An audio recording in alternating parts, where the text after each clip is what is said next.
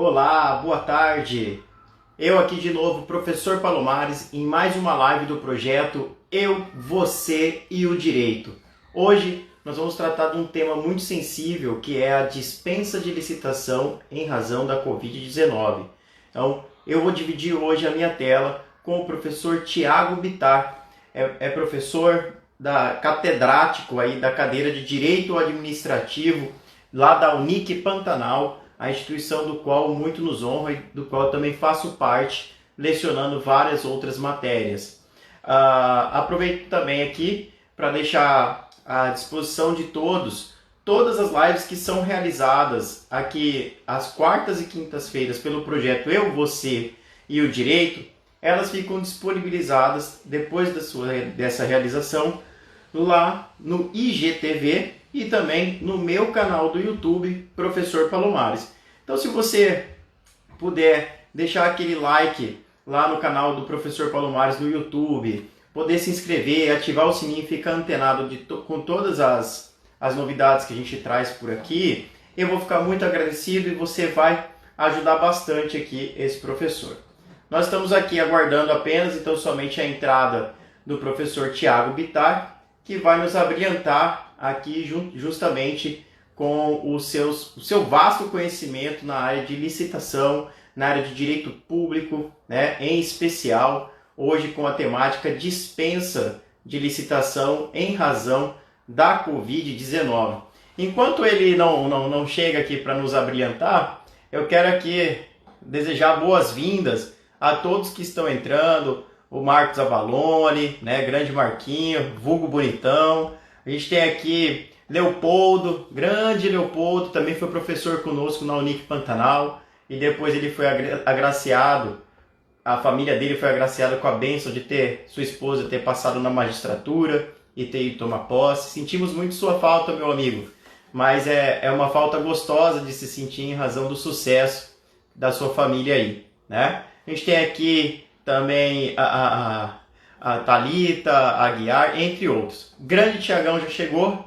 Vamos lá trazer ele aqui conversar sobre a dispensa de licitação em razão da Covid-19. Entenda seus direitos. Ah lá ele, grande Tiago Bittar. Esse é o nome, é o cara. Falando em Bittar, eu estava aqui agora ouvindo o Mundo Bita, né? Não tem participação aí em razão do seu sobrenome não, né, meu amigo? Só participação acionária. Então tá, pode dispensar todas as licitações, então tá bem tranquilo, né? Mas Isso vamos mesmo. lá. Deixa eu fazer a sua apresentação, então, aqui rapidinho, para a gente começar a brincar aqui com a dispensa de licitação, né? Para todos que estão nos assistindo, Tiago Bittar, ele é professor e advogado, né? Ele advoga e milita bastante na área do direito público, em especial direito administrativo, tributário. Ele também é o professor titular da cadeira de direito administrativo, do qual eu coadjuno, né, com ele aí na Unic Pantanal, do qual todos os alunos têm muito orgulho de falar e batem no peito e falar: esse cara aí foi meu professor de administrativo. E hoje ele aceitou o convite de vir aqui dividir a tela com a gente para falar de um tema, como eu disse no início, bem sensível, que é a dispensa de licitação. Então, Tiago, muito obrigado por ter aceito esse nosso convite e eu passo agora a batata quente inteira aí para você. É contigo, meu amigo. Maravilha, muito obrigado, Palomares, professor Palomares, pelo convite. É uma honra muito grande estar aqui e poder compartilhar um pouquinho desse tema, que é uma paixão de todos os administrativistas, né? As licitações, o tema sobre licitações, contratação direta e os desdobramentos, é um tema que nos traz assim uma paixão muito grande. Então, quando você me convidou, não tive dúvidas, não podia deixar de aceitar. Mesmo porque eu quero surfar aí na onda da sua capilaridade aí dentro do Instagram, porque de fato você tem movimentado muito e é um trabalho admirável. Meus parabéns aí. E quero saudar todos os presentes. O professor Leopoldo está aí. O professor Leopoldo foi colega nosso. Não sei se você já mencionou, ele está aí. Um forte abraço, Tá. professor Leopoldo. O E professor Leopoldo, ele deixou suas marcas lá na Unic Pantanal, o homem que tem a gravata mais máscula de todos, né? Entre isso, outros. muito bom, muito bom. Então é isso, professor Palomares. Eu sempre costumo falar para os nossos alunos e ouvintes, né? Aqui eu não sei como é que chama, espectadores, né? Talvez, não sei como é que a gente chama Sim, aqui. Mas eu sempre costumo dizer assim que quando a gente vai tratar de contratação pública, o nosso tema principal está relacionado aos recursos públicos. Então, a gente sempre estuda em direito administrativo que os recursos públicos são bens indisponíveis, né? Em razão do princípio da supremacia, da indisponibilidade do interesse público, e a gente sempre fala isso. E por isso, eu costumo fazer um paralelo. Se eu quiser fazer uma obra, se eu quiser construir uma obra aqui no meu apartamento, derrubar uma parede, comprar um carro, se eu quiser gastar o meu dinheiro, o meu salário, eu gasto como eu quiser. Palomares, o seu salário, você ganhou um honorário lá de R$ 1 milhão numa das suas ações. Se você quiser gastar esse R$ 1 milhão comprando uma Ferrari, você pode fazer o que você bem entender. Porque o dinheiro é sim. seu. O dinheiro é seu. Claro, depois da autorização que você pedir para tua esposa, você faz o que você bem entender com o seu dinheiro. Agora, no setor público não é assim. No setor público, o dinheiro que está ali nas contas públicas, esse dinheiro não pertence ao gestor público. Diferentemente do recurso particular, esse dinheiro que está lá na conta pública, ele só é administrado por um agente público. Daí a gente chama de administrador público ou agente público. Esse dinheiro não pertence a ele. Por isso a regra, Palomares, é que os agentes públicos devam fazer licitação. E o que é licitação? A licitação é uma forma de escolher um procedimento pressuposto a qualquer licitação que faz com que a administração pública tenha a possibilidade de escolher a proposta mais vantajosa. E aí pode ser a proposta mais barata, aquele preço menor, ou com a melhor técnica, enfim. A proposta mais vantajosa é a melhor proposta para a administração pública. E estou vendo o pessoal que está entrando aí, alguns conhecidos. Maravilha. Sim. Ina, Galera Matheus. de peso aqui. Galera de peso aqui. Doutor Monreal tá lá também. A Gisele, doutor Rodrigo, uma galera aí. Maravilha. Olha aí. Matheus está aí, assessor do Tribunal de Contas. Né? O Sim, pessoal. sim. Júlia tá aí. Júlia tá aí. Felipe Isso. tá Aí aí. o pessoal, Bitar, vai conversando aqui com a gente, vai fazendo as perguntas, aí depois, no momento oportuno, eu vou fazendo as perguntas. A gente já tem pergunta aqui, né? Ô, então, Aí, então eu continuo logo em minha introdução seguida, aqui. pode mandar bala, arrebenta, joga o seu saber aqui, porque isso daqui vai ficar eternizado no canal Professor Palomares lá no YouTube e aqui no Boa, IG. boa. Então a gente vai poder revisar sempre, tá? Eu Não, posso, eu posso dar uma apimentadinha aí na explicação. pode, pode. É importante também a gente estar aqui no Instagram e nem sempre a gente está falando para o público jurista. A gente muitas vezes pode, porque nós dois somos dois advogados e dois professores de direito. Mas a gente pode muitas vezes estar falando para um leigo aqui, a gente não tem dimensão de onde vai chegar essa nossa explicação, né, essas nossas ideias, esse nosso grande bate-papo. Então é Perfeito. importante a gente fazer uma introdução até a gente já chegar no procedimento de licitação, entendeu? E aí a Tá. possibilidade da gente poder dispensar a licitação. Então, chegando lá, você falou do princípio da supremacia do interesse público sobre o privado, né? O que é que esse princípio em si da supremacia do interesse público sobre o privado, ele traz de dinamismo aí para o direito administrativo em si, tá? Professor Palomares, eu sempre respondo essa pergunta dando um exemplo muito triste. Um exemplo lá de Campo Grande, Mato Grosso do Sul. Lá tinha o seu João.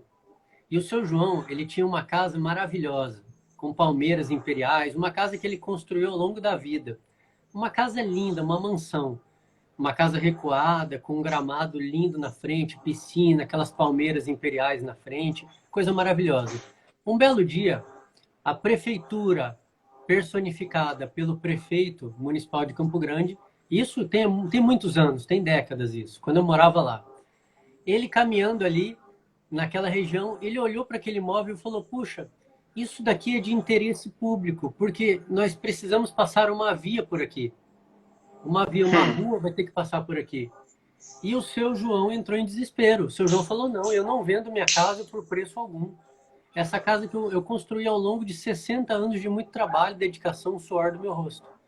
E surgiu então, professor Palomares, um conflito que residia no interesse do seu João, o interesse de proprietário, o interesse estritamente pessoal, particular, e o interesse da coisa pública, né, da res pública, o interesse público da Prefeitura de Campo Grande.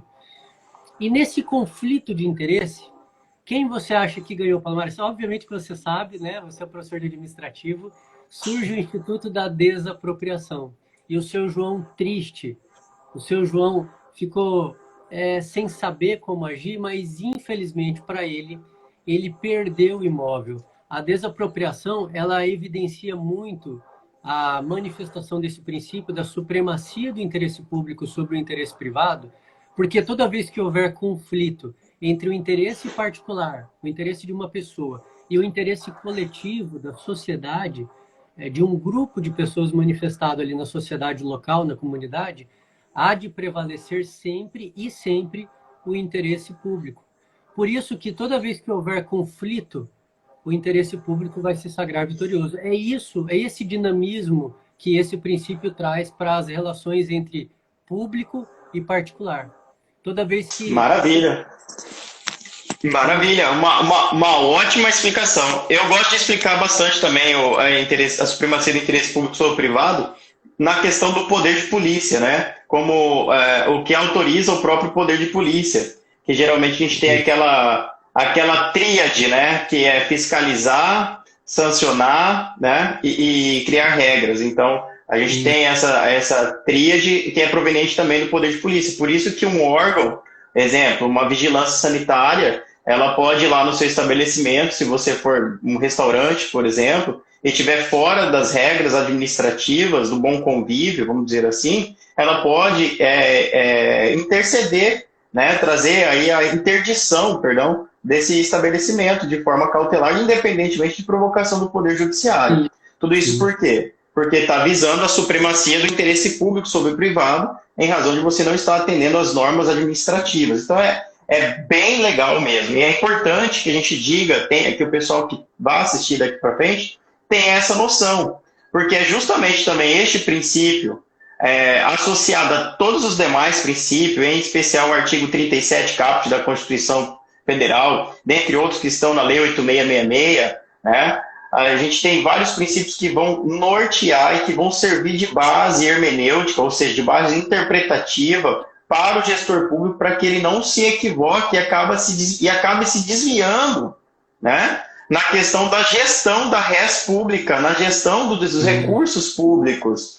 Então, a gente costuma dizer também que não basta ter boas intenções na administração pública, porque de boas intenções o universo da administração pública está recheado, mas ela tem que atender essas boas intenções ao princípio da legalidade. Essas boas intenções têm que atender ao princípio da indisponibilidade e assim sucessivamente, né? Então é bem interessante saber fazer essa grande diferença paradoxal, vamos dizer assim, porque muitas vezes colegas da iniciativa privada entram no universo público, se propõem a ser gestores públicos sem ter a dominância aí da legislação administrativa no país e acaba se frustrando ou muitas vezes tentando impor a sua própria vontade acima da lei, o que vai conferir várias ações de improbidade administrativas, desconfortos para o resto da vida desse colega e eventual condenações, né? Não porque ele agiu dolosamente, ele pode ter agido até mesmo de forma ingênua,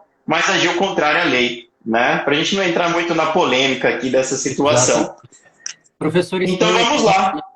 Professor Stanley. Agora é capaz de cair a nossa live aqui, porque pesou demais a internet agora com a entrada desse jovem professor, né? Grande Stanley, muito gente boa demais. Lembrando também que Stanley é nosso colega lá na Unic Pantanal, né? Muito Professor muito bem conceituado lá, os alunos gostam bastante. Aí eu falei que ia cair e travou o Bitar. Tá vendo? Vamos ver se ele volta daqui a pouquinho.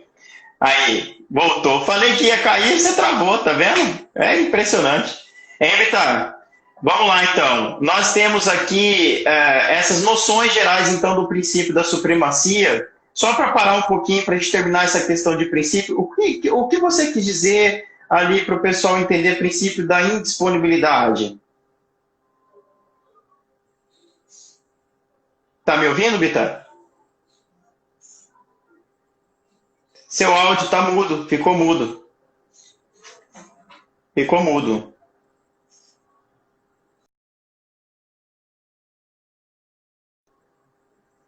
Bitar saiu, vamos lá, ele vai entrar novamente.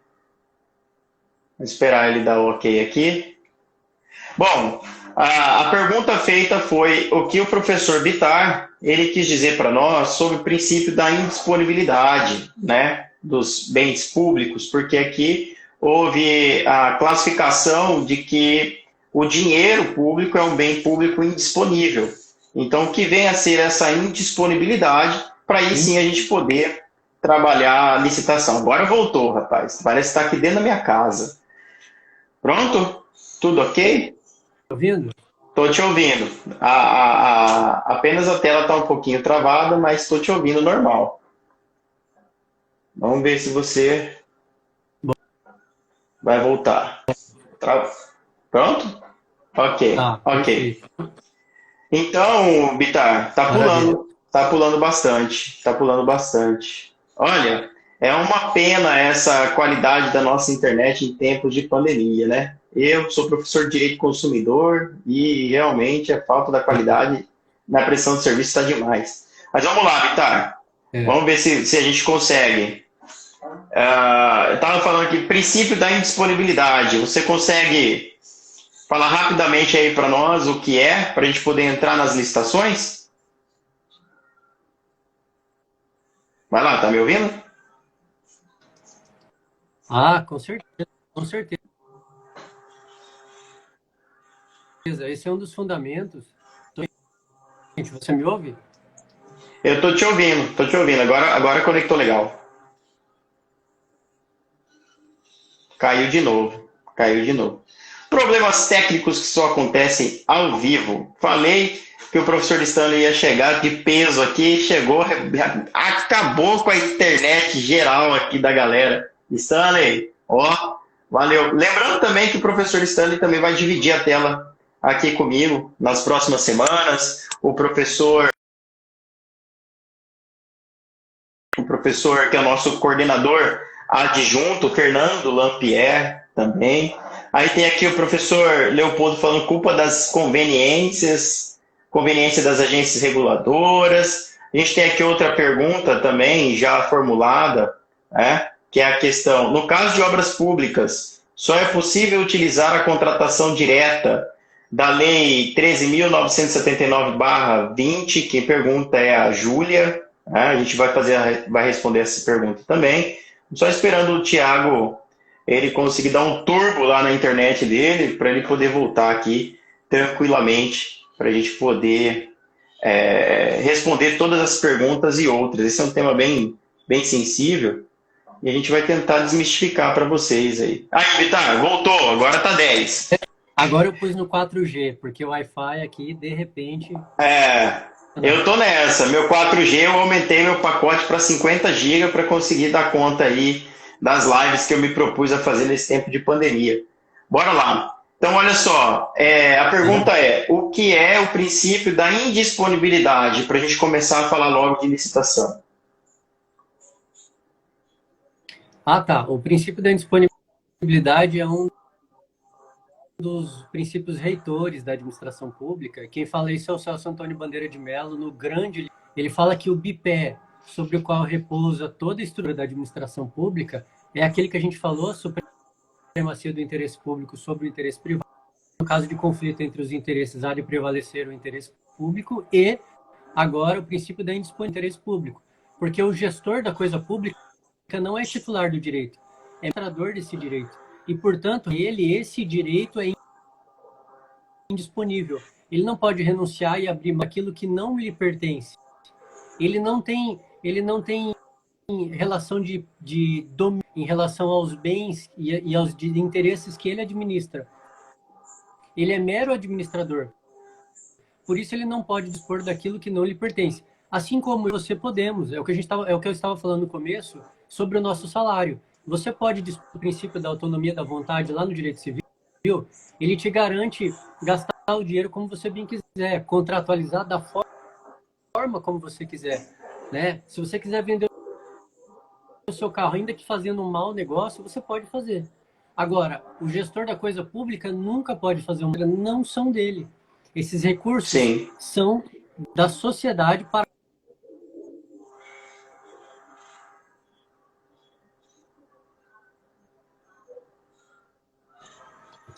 Certo. Beleza? Vamos Deu para lá. ouvir? Olha só. Deu uma cortadinha, mas deu bem tranquilo para ouvir a explicação. Se você tiver um fone aí próximo, Bitar, fica muito melhor também para a gente continuar aqui a live. Pede aí para sua auxiliar esposa, ô amor, joga um fone aqui, fazendo favor. E aí vem um fone aí para você. Ave Maria, aí sim, hein? Aí sim. Já tá na mão. Aí sim. Olha só. Então a gente falou da supremacia do interesse público, do princípio da indisponibilidade, e isso daí eu acredito que já dá para a gente começar o nosso assunto, que é justamente licitações, né? Então, a gente sabe que a lei de licitações ela é uma lei que veio justamente para tentar trazer uma probidade, uma transparência, uma licitude, até mesmo a terceirização dos seus serviços. Então é importante a gente ter essa noção de que a licitação ela é obrigatória praticamente para todos os contratos administrativos firmados entre privados e administração pública, seja desde obra ou até material de expedientes. Por isso nós temos modalidades de licitação, né? E essa obrigatoriedade ela decorre da Lei 8666 e da própria Constituição Federal, né? Então, o que é que o professor Bitar tem para nos dizer sobre essa obrigatoriedade, a função da Lei 866 aqui para nós? Maravilha. Professor Palomares, como a gente falou, a regra, como você ratificou, a regra é que a administração pública deva licitar. Essa é a regra, para a preservação desses princípios que a gente comentou sobre eles. A exceção à regra da licitação, a doutrina chama de contratação direta.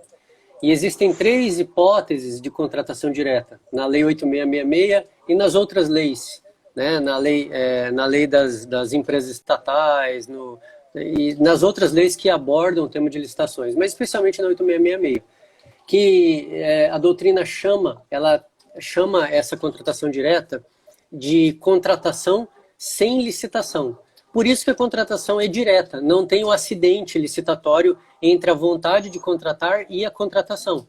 E aí a doutrina diz assim, nas hipóteses em que a administração pública ela pretenda contratar diretamente em razão de urgência, de necessidade extrema, de calamidade pública, de guerra declarada, ela vai fazer a contratação dispensável, aquela contratação dispensável, em razão dessa necessidade urgente extrema.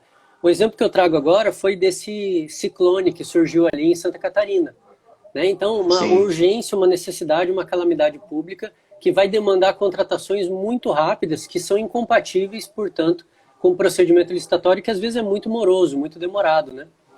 Além disso, tem a licitação dispensada, que funciona nas situações do artigo 17 da 8666, que é quando a administração pública pretende alienar. E nas hipóteses do artigo 17, incisos 1 e 2, a própria 8666 dispensou o agente público de licitar. E a gente não vai entrar porque não é muito o nosso tema. E a licitação inexigível ocorre em 3 circunstâncias.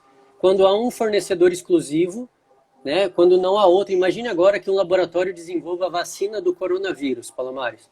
Um laboratório no mundo. Você vai licitar para quê? Sendo que só tem um fornecedor. Não tem como você pegar uma proposta diferente daquele fornecedor. Então, a licitação se torna impossível, inviável. Daí porque a doutrina fala de licitação inexigível. A segunda hipótese é para contratar profissionais do setor artístico, porque a arte não tem comparação. Não dá para você dizer assim, professor Palomares, eu quero contratar uma cantora baiana de axé. Vai aparecer lá a Cláudia Leite e a Ivete Sangalo.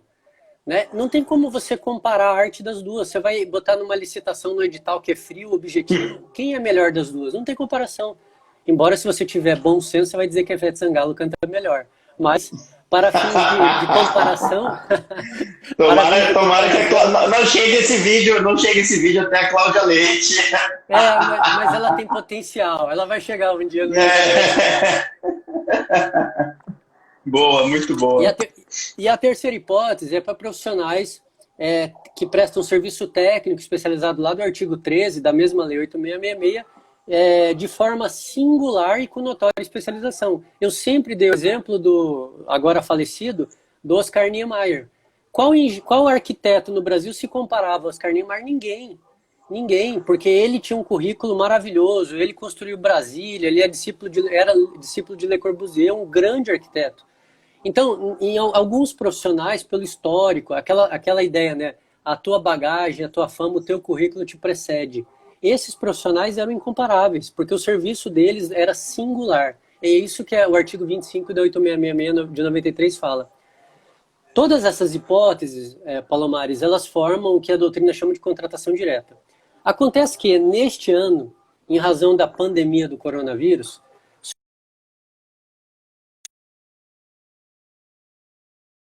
de contratação dispensável. Travou aí? Você travou para mim. Não, tá tudo ok. Pode mandar lá. Maravilha, maravilha.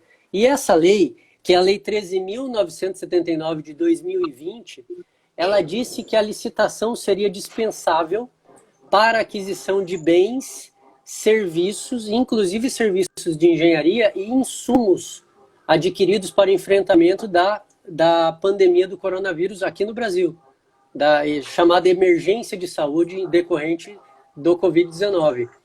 Então, com essa nova lei, as hipóteses de licitação dispensável foram alargadas. Por quê? Toda vez que nós precisarmos, a administração pública precisar adquirir bens, serviços, inclusive serviços de engenharia e insumos para o enfrentamento da emergência de saúde decorrente do coronavírus, isso pode ser feito sem licitação. Então, veja, é uma hipótese muito especial, é uma lei especial, e por isso ela não pode ser confundida com a hipótese de contratação dispensável lá da 8666 de 93, o artigo 24, inciso 4, se não me falha a memória, que fala da contratação dispensável no caso de urgência e de necessidade também, de emergência e de calamidade pública. Porque lá não existe uma regra específica para o coronavírus. E aqui existe uma regra específica. E essa lei, a 12979, é uma lei que estabelece um monte de exceções para a contratação. É uma forma muito mais rápida de contratar, mesmo fazendo a contratação direta. E a gente vai falando sobre elas. Eu vi que você mencionou uma pergunta, salvo engano, Júlia. Foi da Júlia. Isso. A Júlia pergunta.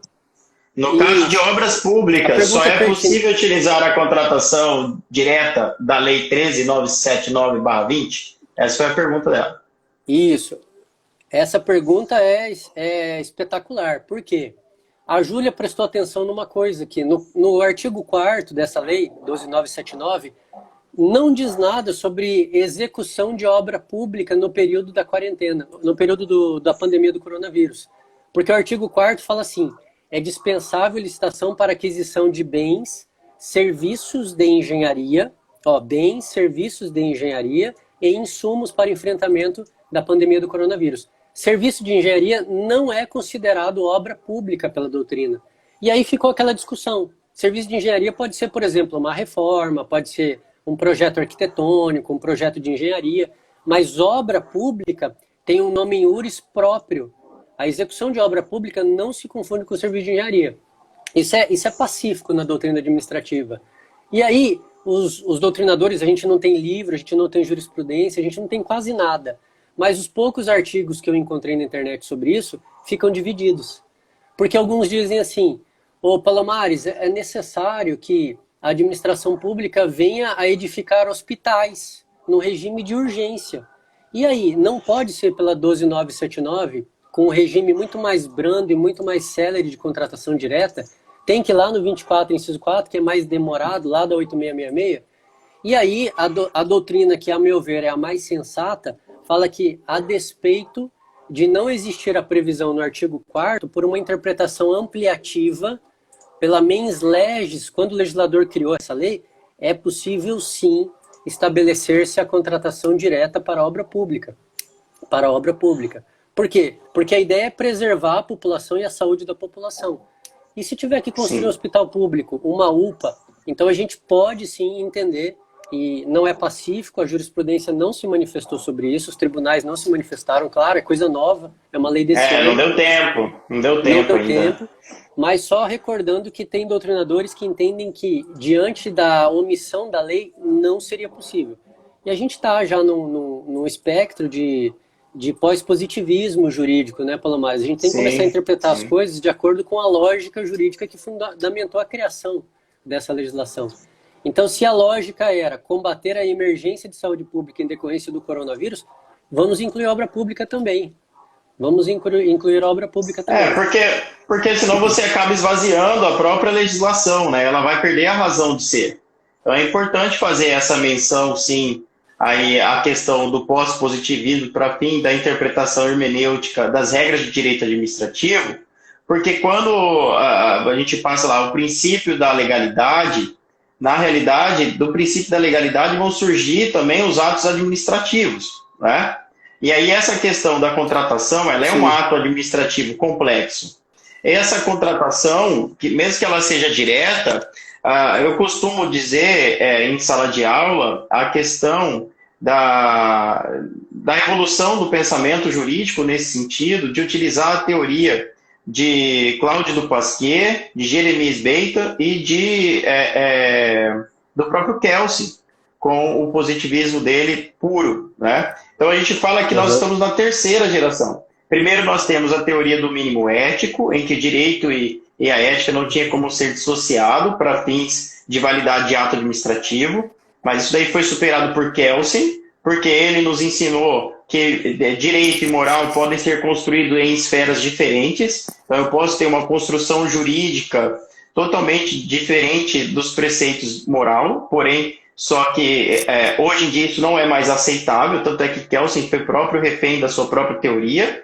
E aí nós temos aí Cláudio do Pasquier no âmbito do direito administrativo, que traz a teoria dos círculos secantes, que é justamente a teoria de que a evolução do pensamento de Kelsen, ou a evolução do pensamento positivista, que são os pós-positivistas, que é justamente, realmente, direito e moral são esferas distintas, mas no plano de validade nós temos que trazer, eles têm que se encontrar, porque senão esse ato administrativo ele não vai ter validade jurídica, por mais que ele tenha a roupagem de licitude do qual a lei lhe dá, né? Então é importante saber realmente essa interpretação dessa lei. Eu me filio muito a essa corrente doutrinária ampliativa, apesar de ser muito temerário alguns entendimentos que são dados por nossos tribunais, né? E muitas vezes utilizam de forma equivocada, não fundamentando as decisões, apenas argumentando essas decisões, né? E isso a gente tem que tomar muito cuidado,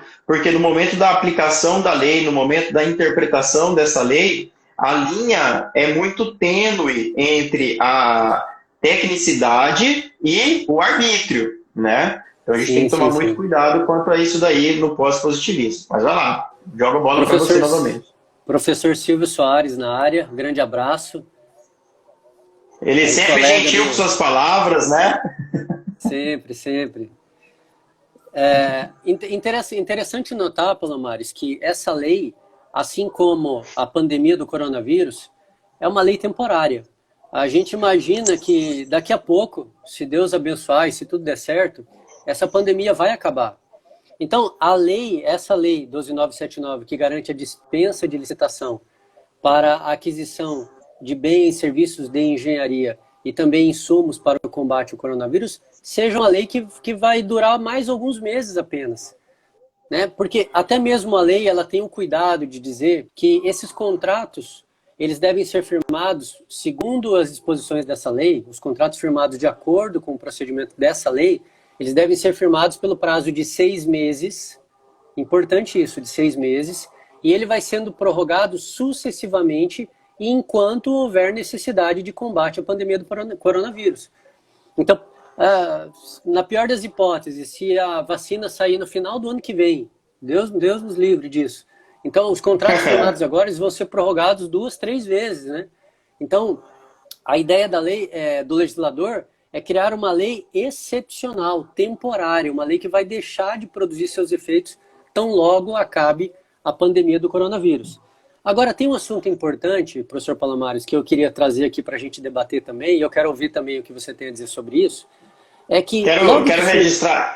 Quero registrar aqui também a presença da doutora Tatiane Lopes, né? Tatiane foi uma grande mentora que eu tive na minha vida profissional. À época eu fui estagiário no escritório do qual ela também era advogada, aprendi muito com ela. Obrigado aí. Maravilha. Sempre da participação dela aqui com a gente.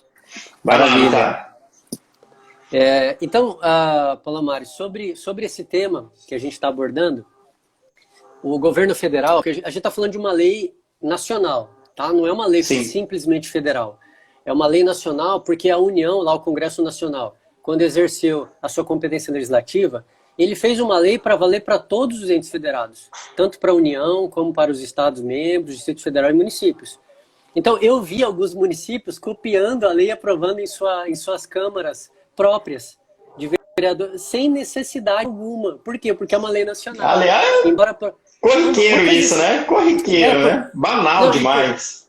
Então, por quê? E por que aconteceu isso? Porque eles desconheciam que a competência para legislar normas gerais sobre licitação é da União. Está lá no artigo 22, inciso 27 da Constituição Federal. Então, o Congresso exerceu competência legislativa nacional. Tá? Então, essa lei vale para o município de Cuiabá, vale para o município de Várzea Grande, para o estado de Mato Grosso e para o Brasil inteiro. Tá? Isso é uma coisa importante. Embora temporária, embora uma lei de eficácia temporária, essa é uma lei que vale para todo o Brasil. Nós temos que nos atentar, Palomares, aqui tá minhas colinhas, ó. Eu tenho umas... não dá para ver, umas colinhas que eu fiz aqui, ó. E na minha colinha está marcado aqui a responsabilidade do agente público. Né? Então, o que acontece? O agente público ele vai elaborar a contratação direta, claro, vai ter um procedimento formal, ele vai abrir um processinho que vai culminar com a contratação direta. Tem que ter sempre um processo na administração, sempre. Sim, né? Não dá para fazer um contrato verbal e simplesmente contratar lá respiradores. Não tem jeito. O gestor senta na poltrona e fala, vai lá e contrata lá naquela empresa. Isso daí não existe, né? Vamos deixar bem claro para o pessoal que sempre há de ter, realmente muito bem frisado, sempre vai haver um processo, ou para aqueles que defendem a diferença entre processo e procedimento, pode ser também nominado de procedimento, sem problema nenhum. Né? Perfeito. Professora Mariana Gomes chegou aí, saudações, professora. Então, surgiu uma discussão sobre qual seria a responsabilidade civil e administrativa do agente público que eventualmente fizesse uma contratação indevida. E essa discussão, depois da lei, essa discussão ela veio muito grande nesse cenário de contratação direta em razão da pandemia do coronavírus. E o governo federal editou a medida provisória 966. Essa medida provisória, tão logo foi editada, ela foi alvo de uma pletora, de uma enxurrada de ações diretas de inconstitucionalidade de diversos partidos. Salvo engano, foram 7 partidos que propuseram a DIN contra essa medida provisória, e também a Associação Brasileira de Imprensa, a ABI, né, que é um dos legitimados também, lá segundo o artigo 103 da Constituição Federal, para promover a ação direta de inconstitucionalidade. É uma entidade de classe de caráter nacional. E aí, o Supremo recebeu essas ações, e essas ações questionavam uma suposta carta em branco dado aos agentes públicos. Porque essa lei, essa medida provisória, ela dizia assim: o agente público só vai ser responsabilizado, no caso de contratação direta, quando ele agir com dolo ou com erro grosseiro. Dolo ou com erro grosseiro. Então, o dolo é aquela vontade finalística dirigida ao cometimento de uma conduta previamente imaginada pelo agente. E o erro grosseiro? O que é o erro grosseiro? E aí surgiu uma grande dúvida. Mas a própria MP tentou explicar o que era erro grosseiro. Ela dizia que era uma culpa grave. E aí a gente fica sem entender um pouco o que é a culpa grave, né?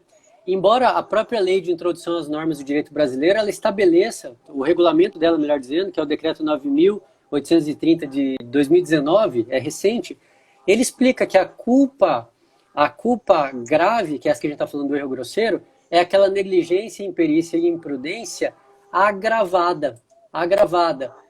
E aí o Supremo, ao tentar explicar mais ou menos o que é isso, na análise dessas ADINs, o Supremo falou assim, essa culpa agravada, imprudência, imperícia e negligência, é aquela que possa colocar em risco a saúde das pessoas. Então, o Supremo ele falou assim, agente público, primeira coisa, o Supremo falou assim, a gente vai interpretar a medida provisória, essa que eu mencionei, que tentava atenuar a responsabilidade do agente público, o Supremo falou, a gente vai interpretá-la conforme a Constituição, para dizer que o agente público ele deve se atentar aos critérios técnicos e científicos de entidades médicas. Toda vez que ele quiser fazer uma contratação direta, ele tem que contratar recebendo ou acolhendo critérios técnicos e científicos. Porque se ele fizer uma contratação direta despreendido de qualquer conhecimento técnico e científico da área, ele poderá ser responsabilizado, porque ele está colocando em risco a saúde das pessoas. Isso seria uma... O Supremo fala então, que esses agentes eles têm que agir com uma modalidade de autocontenção. Essa lei, a 12.979, ela não é uma carta em branco para fazer contratação direta com todo mundo a hora que quiser. Não.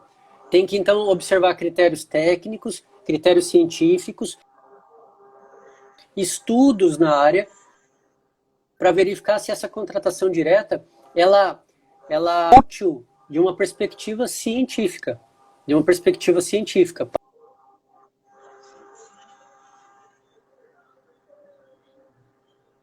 Mas o áudio saiu, normalmente. Travou um pouquinho, mas vai lá, tá valendo. Falou na perspectiva científica. Isso. Deu para ouvir. Ok. Isso, tá bom. Maravilha. Então,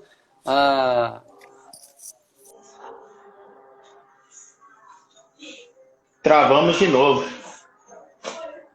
Travou de novo. Aí, vamos ver se voltou.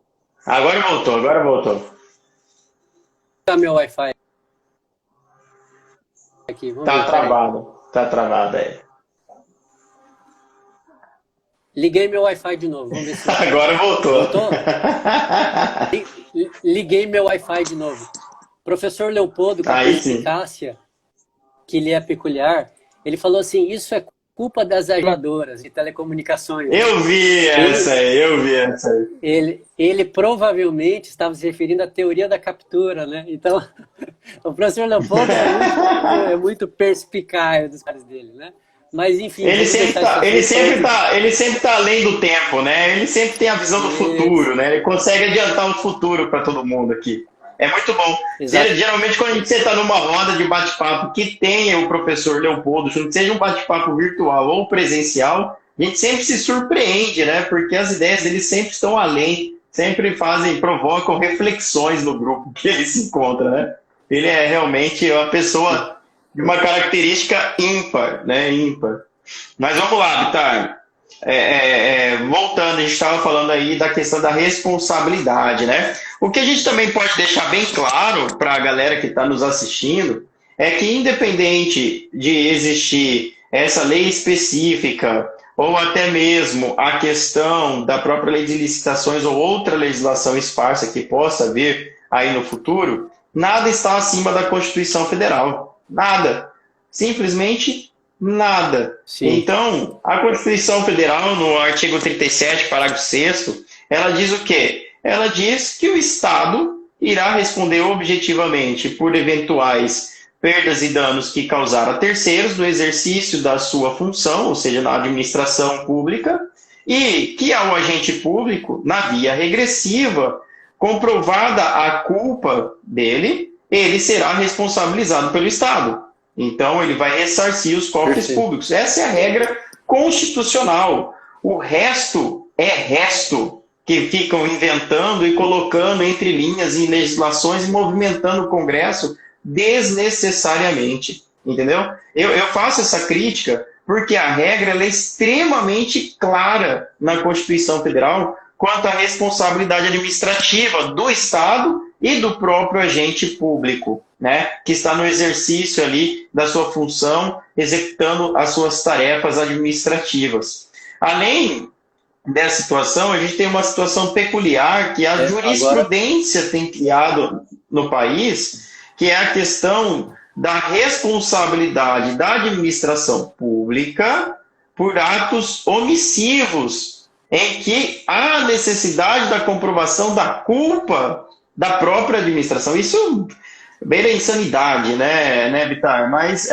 são interpretações elásticas que vêm sendo dadas. Mas que fique bem claro, independentemente de haver essas leis específicas, essas leis especiais, sejam transitórias ou não, que tratam da responsabilidade, seja do agente público ou do próprio Estado, elas sempre estarão hierarquicamente abaixo da Constituição Federal. Então, sem medo de errar, você pode fundamentar a responsabilização de um agente público baseado no artigo 37, parágrafo 6º da Constituição Federal, assim como esse agente público que estiver sofrendo uma ação regressiva do Estado, ele também pode se defender com o manto da Constituição Federal, que ele vai estar muito bem defendido. Vai lá, Bitar. Maravilha. Palomares, eu separei alguns pontos aqui, especificamente da contratação direta dessa lei, e eu quero compartilhando aqui, falando esses pontos.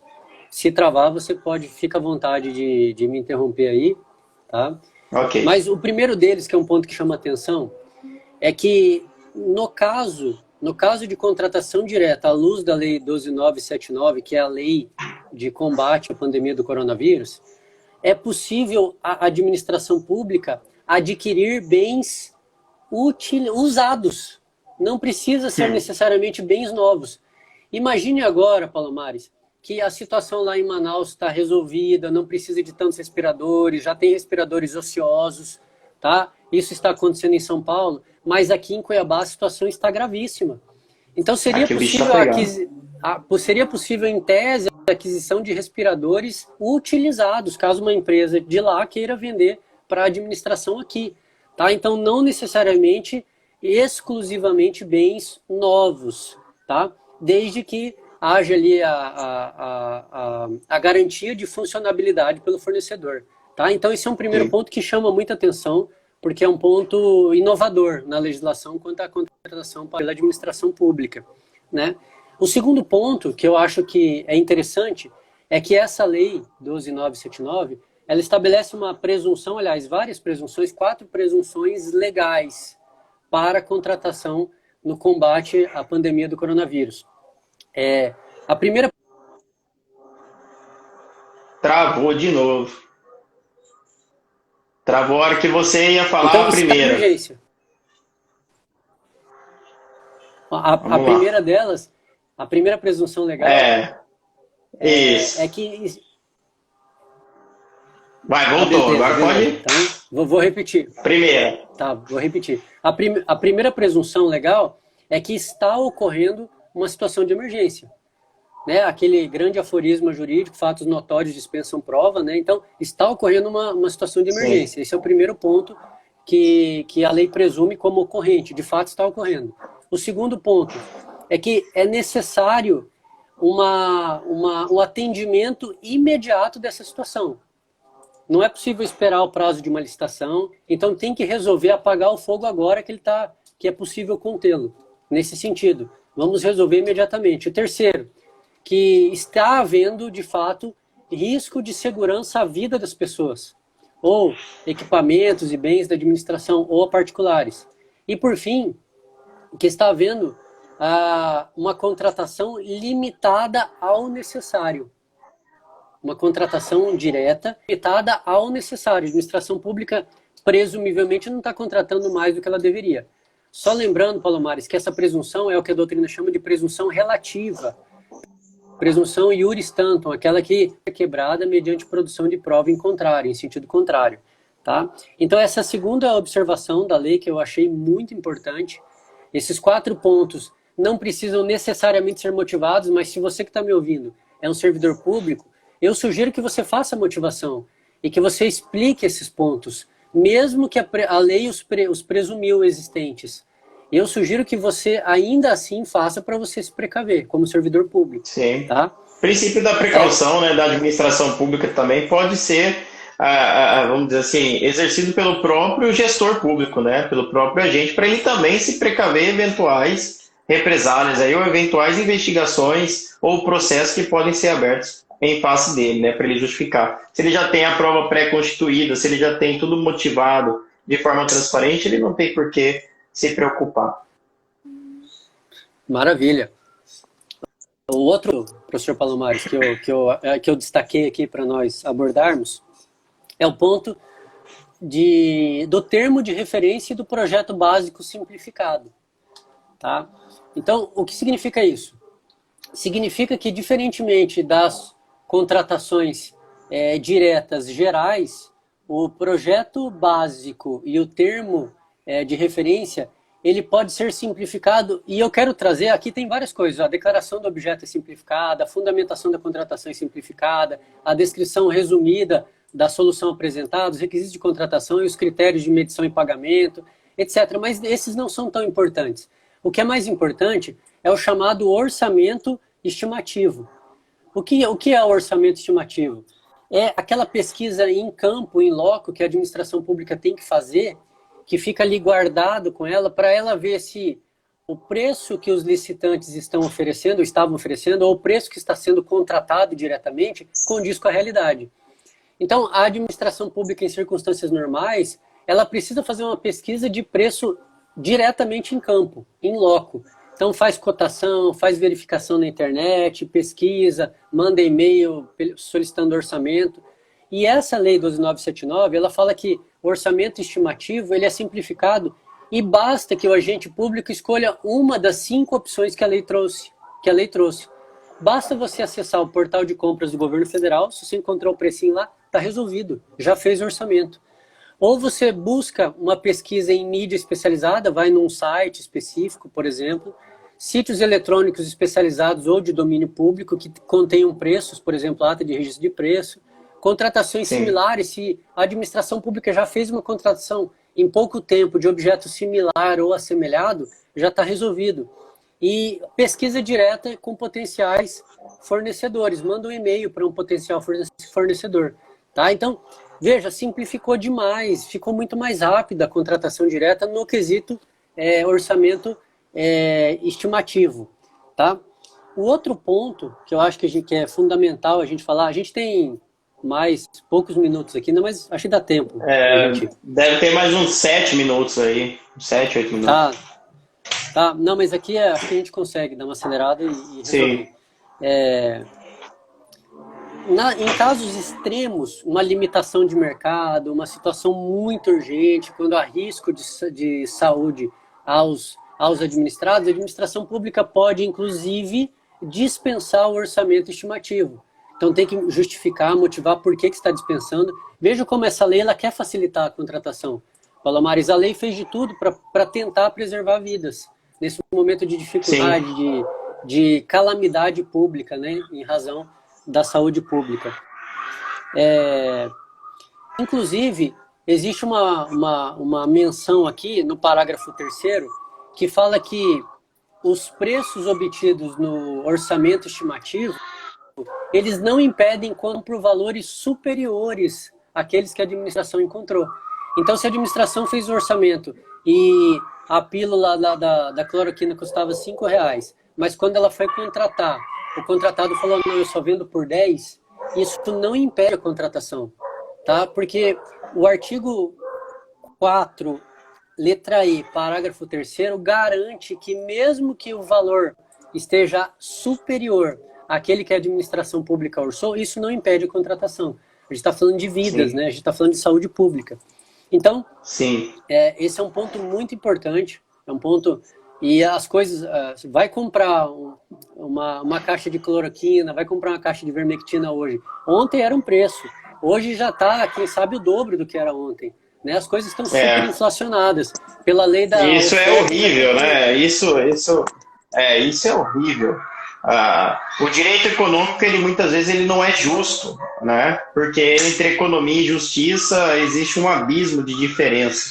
Então, Sim. a lei da oferta e da demanda, que nem você muito bem disse, ela, apesar de ela ser infalível, o Estado tem como intervir para tentar controlar e trazer o mínimo de igualdade, né? Trazer aí a questão social dentro dessa selva que é a economia, vamos dizer assim, sem regras. E o Brasil, ele vem antenado com o movimento das gerações de direitos fundamentais. Nossa Constituição, ela é fantástica. E eu acho de suma importância esses pontos que foram elencados por você, professor Bittar, para o pessoal ficar atento, porque muitas vezes a mídia, em especial a mídia televisiva, ela apenas e tão somente ela repassa para a sociedade aquilo que deu errado, né? São as pessoas que são investigadas, as pessoas que desviaram dinheiro, são aqueles agentes públicos que se desvirtuaram das suas funções. Mas uma lei dessa estirpe, neste momento que nós estamos vivendo, foi uma lei muito acertada. Foi uma lei que justamente demonstra a sensibilidade do governo no sentido de salvaguardar a vida de toda a nação, no sentido de abrir exceções extremadas justamente para facilitar a contratação de respiradores, mesmo que sejam já usados. O exemplo foi perfeito que o professor Bittar, que você fez aqui para nós, Bittar, da questão lá. Nós temos um país continental. A Amazonas já está se recuperando, graças ao bom Deus da Covid-19. Nós aqui de Mato Grosso estamos passando por um surto frenético dessa pandemia aí, dessa Covid-19. Por que não? Por que nós não poderíamos adquirir, né, ou até mesmo alugar aqueles respiradores que não estão sendo mais utilizados porque a Lei 866 não previa? Então veio o governo e nos deu essa benesse. Ele legislou nesse sentido, de forma constitucional, para salvaguardar a vida de todos nós, para nos dar uma segurança. Agora é óbvio que, decorrente da fragilidade aí dos valores éticos e morais da sociedade brasileira, podem acontecer desvios. E isso vai ser, com certeza, investigado, e quem fizer isso daí vai ser punido, com certeza, porque nós temos que confiar nas nossas instituições brasileiras, né? Acredito que a gente não vai ter mais tempo, Bittar, para poder ficar esmiuçando a legislação específica, tá? Eu vou esperar você dar uma destravada aí para a gente caminhar já para o rito final aqui, para o andamento final da nossa live. Eu estou vendo aí que está tentando buscar o sinal, até quase um sinal de fumaça aí na janela. Acontece com a tecnologia, né? Isso aí para a gente ver que como é enganosa a publicidade realizada pelas operadoras de telefonia, sejam móveis ou fixas, porque quando você vê na televisão, é coisa linda, temos cobertura em todos os locais da cidade, internet, 4G, 4.5, a 5G está chegando, e aí a gente vê que não consegue fazer lives. Eu frequentemente, toda quarta e quinta, faço live, e meus colegas, e às vezes até eu mesmo, incorro aí nessas falhas de conexão, por pura falha na prestação de serviço das operadoras de telefonia móvel ou fixa. Então, Bittar, vou esperar mais um pouquinho aí você tentar terminar de fazer esse sinal da fumaça aí eu acho que chegou. Vamos caminhar para o final. Eu quero agradecer muito as suas explicações, as nossas troca de experiência aqui na questão do direito administrativo. Quero dizer também a ti que, para mim, é fato notório, de muito orgulho, dividir a cadeira do direito administrativo da instituição que é a Unic Pantanal. Tá? Muito obrigado, professor. Os seus esclarecimentos estarão todos disponíveis aqui no IGTV e depois lá no canal do YouTube. Valeu!